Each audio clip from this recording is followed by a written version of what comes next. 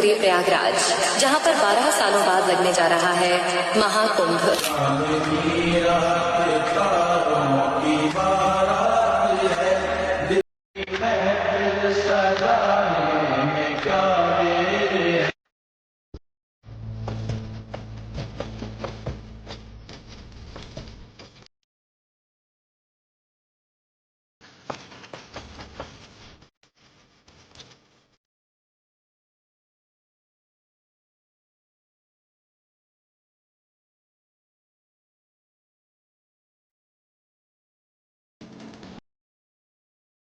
नमस्कार दोस्तों, स्वागत है आप सभी का आपके अपने चैनल अध्यात्म सरिता में। दोस्तों, इस चैनल पर आपको जो भी वीडियो मिलेगी सत्य के आधार पर मिलेगी।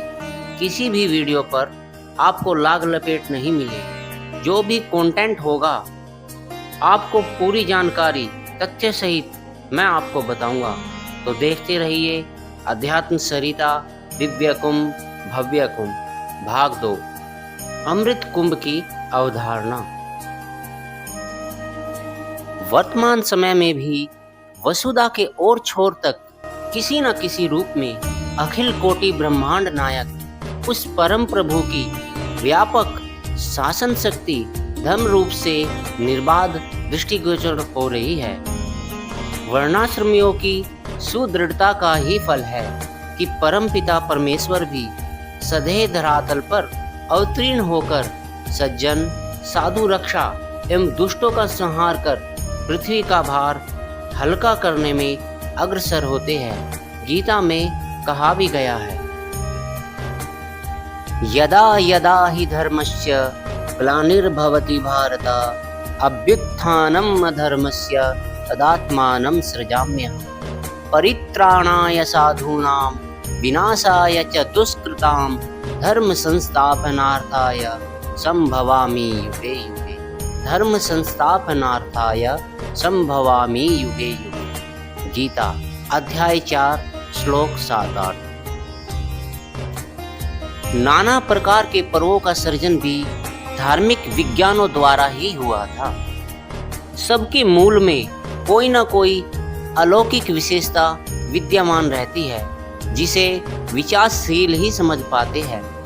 इन्हीं महापर्वों में कुंभ पर्व भी है, जो कि भारत के हरिद्वार, प्रयाग, उज्जैन और नासिक इन चारों स्थानों में मनाया जाता है।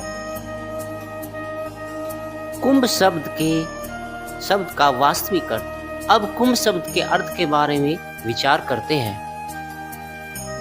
वैसे कुंभ शब्द का अर्थ साधारणता गढ़ा ही है, किंतु इसके पीछे जन समुदाय में पात्रता के निर्माण की रचनात्मक शुभ भावना, मंगल कामना एवं जनमानस के उद्धार की प्रेरणा निहित है। यथार्थः कुंभ शब्द समग्र सृष्टि के कल्याणकारी अर्थ को अपने आप में समेटे हुए है।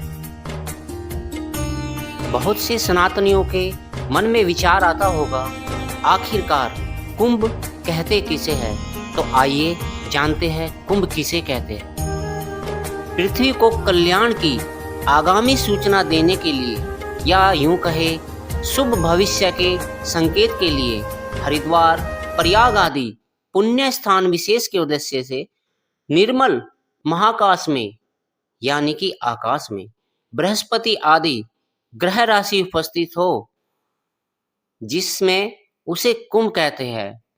दोस्तों, यहाँ कहने का अर्थ है कुंभ उसे कहते हैं जब ग्रह किसी विशेष स्थितियों में हो और किसी विशेष राशि में उपस्थित हो, किसी विशेष नक्षत्र में हो, तब ही कुंभ का आयोजन होता है। इसीलिए इसे कुंभ कहते हैं।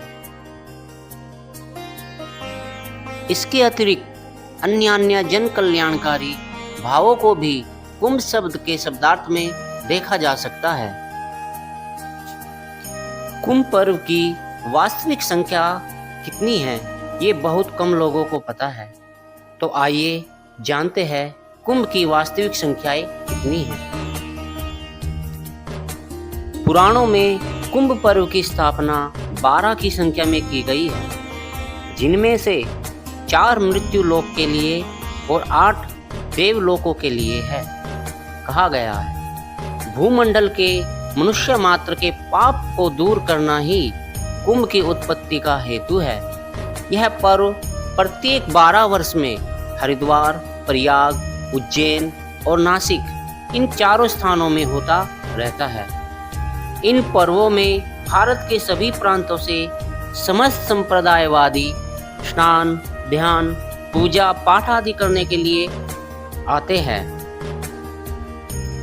चार समुद्र से पर्यवेष्टित भारत भूमि स्वभावतः मलिनता के कलंक पंख से युक्त है।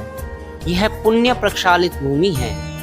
भौगोलिक दृष्टि से इसके 4 पवित्र स्थानों में उस अमृत कुंभ की प्रतिष्ठा हुई थी जो उस समुद्र मंथन से उद्भूत हुआ था।